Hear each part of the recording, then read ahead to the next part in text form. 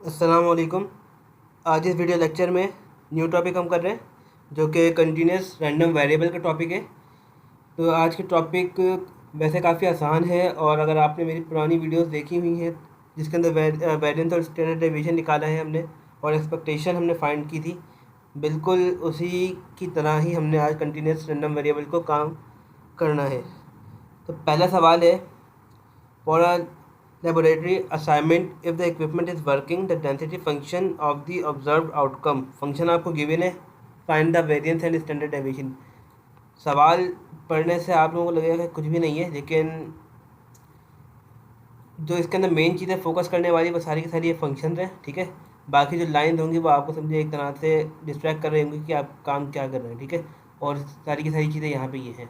Function given है, मालूम क्या करना है, वेरिएंस और स्टैंडर्ड डेविएशन। जब स्टैंडर्ड डेविएशन और वेरिएंस मालूम करना होगा तो मीन से सिग्मा स्क्वायर मालूम करना है, लेकिन हम यहाँ पर इसको VAR के नाम से जानते हैं, ठीक है ना, वेरिएंस और स्टैंडर्ड डेविएशन SD। तो यहाँ पर फंक्शन गिवन है, लिमिट्स गिवन है, आपको काम करना है सिंपल। अब एक चीज़ आपको नोटेशंस बता दूँ कि यहाँ पर सबसे पहले हम निकालते हैं E(x)। जब भी हम वेरिएंस निकालेंगे तो उसके लिए हम निकालेंगे E(x), ठीक है। E(x) का दूसरा नाम है मीन, जिसको हम यहाँ पे म्यू से भी डिनोट करते हैं, ठीक है। तो सबसे पहले आपको ये निकालना होगा, एंड वेरिएंस के लिए आपको क्या निकालना होगा, एक्सपेक्टेशन ऑफ एक्स स्क्वायर, आपको ये निकालना होगा। देन फिर हम अपना काम स्टार्ट करेंगे। अब इनके फॉर्मूला को जनरेट करना है तो वो किस तरीके से जनरेट करेंगे वो भी देख लेते हैं, चले। तो सबसे पहले जब आप E(x) निकालेंगे तो उसको आपने करना किस तरह है, पहले हम उसको समझ लेते हैं। जो एक फॉर्मूला है सिंपल f(x) का, वो तो -∞ से लेकर इन्फिनिटी तक हो जाएगा, ठीक है। और जो भी आपके पास फंक्शन होगा उसको हम इंटीग्रेट कर देंगे dx के टाइम। अब यहाँ पर एक चीज़ है, जब आप E(x) निकालेंगे, मैं यहाँ पर लिख देता हूँ E(x) की पावर r, ठीक है। जब भी हम यहाँ पर कुछ भी निकालेंगे तो आप करना क्या है, यहाँ पर जो भी लिमिट होगी आपको वो रखनी है। मैं यहाँ पे जनरल लिमिट रख रहा हूँ -∞ से इन्फिनिटी तक, ठीक है। x की पावर r इंटू f(x), ठीक है, इंटू dx। बस आपको एक सिर्फ जनरल ये फॉर्मूला आपको याद रखना है, जिससे आपका काम काफ़ी आसान हो जाएगा। तो चलिए स्टार्ट करते हैं। तो सबसे पहले हमें निकालना है, वेरिएंस के लिए काम करेंगे तो वेरिएंस के लिए सबसे पहला स्टेप है आपको ये निकालना है, E(x) निकालना है। तो जिस तरह मैंने आपको फार्मूला बताया था -∞ से लेकर इन्फिनिटी तक, ठीक है, x, क्योंकि यहाँ पर हम x1 निकाल रहे हैं तो यहाँ पर जो पावर होगी x की क्या होगी, 1 हो जाएगी, और x1 की पावर को शो नहीं करते तो सिंपल f(x) इंटू dx। तो हमने यहाँ पर वही अप्लाई किया है, x की पावर 1 कर दी है यहाँ पर, ठीक है। और जब नीचे आएंगे यहाँ पर आप सिंपल इसको इंटीग्रेट करना है। फंक्शन मेरे पास क्या था, 2 ब्रैकेट 1 -x, और लिमिट थी 0 से 1, तो मैंने यहाँ पर लिमिट रख दी 0 से 1 और फंक्शन यहाँ रख दिया, और सिंपल इसको मल्टीप्लाई करवा के इसको इंटीग्रेट करवा दिया। जब इंटीग्रेट करवाऊंगा तो मेरे पास सिंपल ये बनेगा, क्योंकि 2x into D x minus integration 2 into x square D x. जब इसका मैं इंटीग्रेशन लूँगा तो यहाँ पे एक्स स्क्वायर आ जाएगा, और जो पावर होगी वो डिनोमिनेटर में भी जाएगी, तो 2 से 2 कैंसिल हो जाएगा, ठीक है। यहाँ पर बचा एक्स स्क्वायर, और इसी तरह 2, और यहाँ पर पावर क्या थी, 2 थी, तो 2 + 1 हो जाएगा 3, तो एक्स की पावर 3, और डिवाइड में जो भी पावर होगी, जो भी पावर आएगी आपके पास एक्स की, वो डिनोमिनेटर में आ जाएगी। तो 2/3 ये बन गया into x square, x cube. आपने बस यहाँ से 2, यहाँ पर कुछ भी नहीं बचा तो सिंपल आपको यहाँ पर लिमिट पुट करनी है। 1 का स्क्वायर 1 ही होता है, 1 - 0 0 1 आ जाएगा मेरे पास यहाँ पर, ठीक है। -2/3 मैंने कॉमन निकाल लिया बाहर, और जब मैं यहाँ पर x की पावर क्यूब है, और जब यहाँ पे मैं 1 रखूँगा तो क्या मिलेगा, 1 मिलेगा। तो 1 - 0 1, तो और 1 को जब मैं 2/3 से मल्टीप्लाई करवाऊँगा तो 2/3 मिल जाएगा। और यहाँ पे जब मैं सिंपल इसका एल्सियम लूँगा तो मेरे पास एक्सपेक्टेशन क्या आ गई है, जो कि मेरे पास मीन कहलाता है, 1/3 आ गया मेरे पास मीन, ठीक है। अब बिल्कुल इसी तरह जब वेरिएंस निकालेंगे तो उसके बाद सेकंड स्टेप है कि आप एक्स स्क्वायर निकालेंगे, तो आपके पास पावर यहाँ पर क्या हो जाएगी, आर यहाँ पर था तो आर की पावर क्या हो गई, 2 हो गई है, तो आपने यहाँ पे सिंपल एक्स स्क्वायर लिखा। आपके पास यही फंक्शन है, वापस मैंने यहाँ पे डायरेक्ट ये वाला फंक्शन ही कॉपी करके लिया है, क्योंकि मल्टीप्लाई करवा दिया 2 - 2x इंटू डी एक्स। अब सिंपल यहाँ पे इनको मल्टीप्लाई करवा दिया, 2x square minus 2x cube, अब जब इसका सिंपल इंटीग्रेशन लूँगा तो क्या बन जाएगा 2x³ और पावर लिमिट क्या आ जाएगी 0 से 1, और इसी तरह -1/2। -1/2 कैसे आया, जब मैं इसका ओपन करूँगा तो ये क्या बन जाएगा 2x4/4। ठीक है, 2 से 4 कैंसिल हो जाएगा तो 1/2 बचेगा, तो 1/2x4 आ गया और लिमिट 0 से 1। सिंपल यहाँ पे लिमिट पुट करनी है, तो यहाँ पर बनेगा 2/3 इंटू 1/2। 2/3 माइनस 1/2, उसका जब एलसीएम ले लेंगे तो सिंपल मेरे पास आ जाएगा 1/6। ये मेरे पास निकल गया है एक्सपेक्टेशंस। ठीक है, अब जो फार्मूला है वेरिएंस का वो निकालने का फार्मूला ये है। सिंपल वेरिएंस आपने लिखा, आपने ये लिखा एक्सपेक्टेशन का स्क्वायर माइनस एक्सपेक्टेशन जो कि मीन है, मीन का आपने स्क्वायर करना है, जो आपने सबसे पहले फर्स्ट स्टेप पे निकाला था। तो जो इसका आंसर आया है वो मैंने यहाँ लिख दिया, और जो मीन का आंसर आया था वो आया था 1/3। 1/3 का जब मैं स्क्वायर करूँगा तो वो क्या बन जाएगा 1/9। सिंपल इसका एलसीएम ले लेते हैं, 9 वहाँ चले जाएगा, 6 यहाँ चले जाएगा। ठीक है, और इन दोनों को हम मल्टीप्लाई करवा देंगे। एलसीएम आ गया 9 6 54। जब 9 में से 6 गया 3 बचा, 3/54, और 3 को जब हम कैंसिल आउट करेंगे 3 × 3 एंड 3, और ये 18 बन जाएगा आपके पास। ठीक है, 1/18 बन जाएगा। तो ये आपके पास वेरिएंस आ गया है। अब वेरिएंस के बाद आपको निकालना क्या है, स्टैंडर्ड डेविएशन। स्टैंडर्ड डेविएशन के लिए आपको क्या करना पड़ेगा, स्टैंडर्ड डेविएशन असल में होता क्या है कि स्टैंडर्ड डेविएशन, अगर मैं इसको इन जनरल दूसरे तरीके से बताऊँ जिससे हमने डिस्क्रीट में इसको डिस्कस किया था, वो होता है √(s²), क्योंकि वेरिएंस हमारे पास होता है s²। मुझे जब s चाहिए होगा तो मुझे यहाँ पे अंडर रूट लेना पड़ेगा ताकि स्क्वायर से अंडर रूट कैंसिल हो जाए, तो सिंपल ऐसा आ जाता है मेरे पास।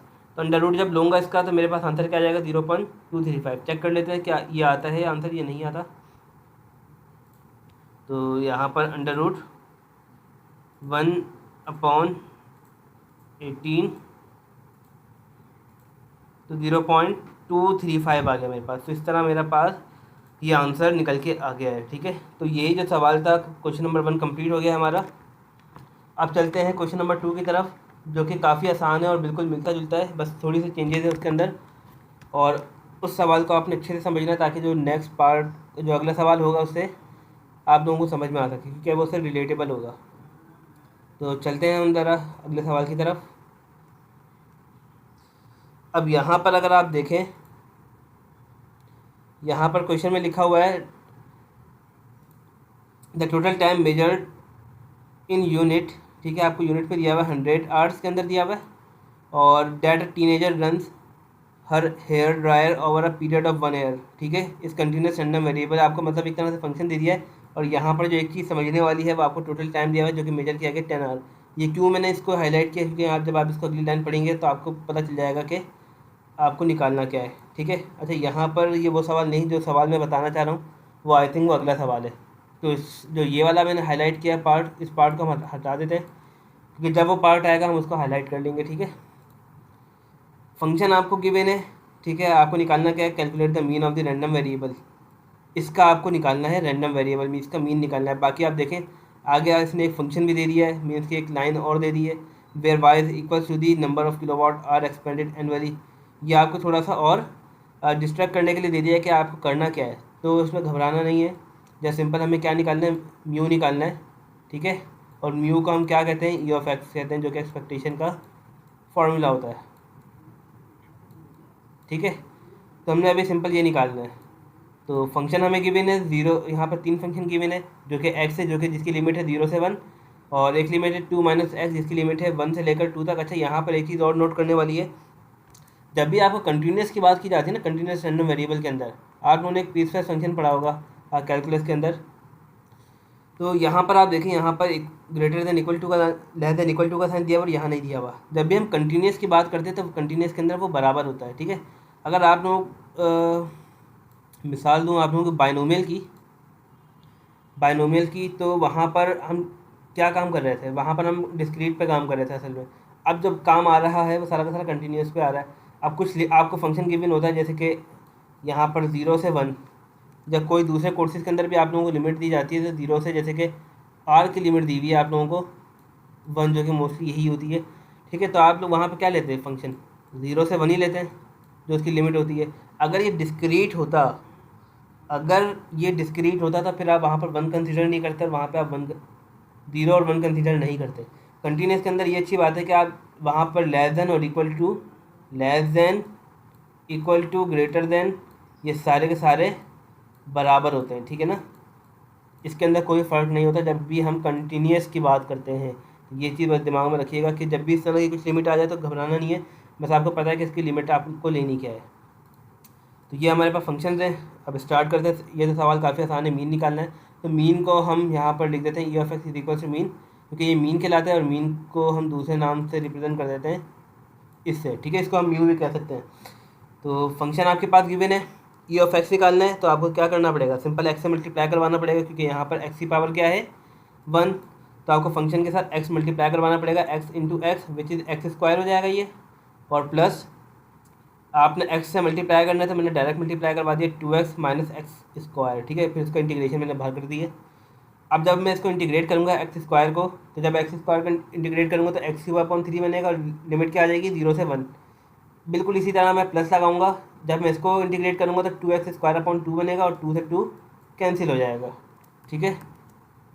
और यहाँ पर जब मैं आगे इंटीग्रेट करूँगा तो इसका क्या बनेगा, साइन माइनस आ जाएगा बाहर, और जब एक्स स्क्वायर को इंटीग्रेट करूँगा तो बनेगा एक्स क्यूब अपॉन 3 और जो लिमिट है वो आ जाएगी 1 से 2। ये लिमिट आ गई है। अब मुझे बस क्या करना है, लिमिट पुट करनी है और अपना आंसर आ जाएगा। तो जब यहाँ पे लिमिट पुट करूँगा 1/3 बाहर आ जाएगा, 1 का क्यूब 1 ही होता है और 0 का क्यूब 0 ही होता है, तो 1/3 सिंपल आ गया। 2 से 2 कैंसिल हो गया, 2 का स्क्वायर 4, 4 माइनस 1 और 1 का स्क्वायर भी 1 ही होता है, तो 4 माइनस 1 हो गया, माइनस 1/3 मैंने बाहर लिखा। एक्स क्यूब है, 2 का क्यूब क्या होता है 8, 1 का क्यूब क्या होता है 1 होता है। तो जस्ट सिंपल मैंने क्या कर दिया 1/3, 4 में से 1 गए तो 3 बचा और 8 में से 1 गए 7, तो 7/3। क्या अब क्या करना है, सिंपल एल्शियम लेना है। यहाँ पर 3 नहीं है तो 3 से मल्टीप्लाई और डिवाइड बाई 3 करवा दें, तो आपका एल्शियम सिंपल बन जाएगा 1/3 प्लस 9/3 हो जाएगा माइनस 7/3। एल्शियम सेम है तो आपने क्या करना है 9 + 1 10, 10 माइनस 7 3 और 3/3 क्या होता है 1 होता है।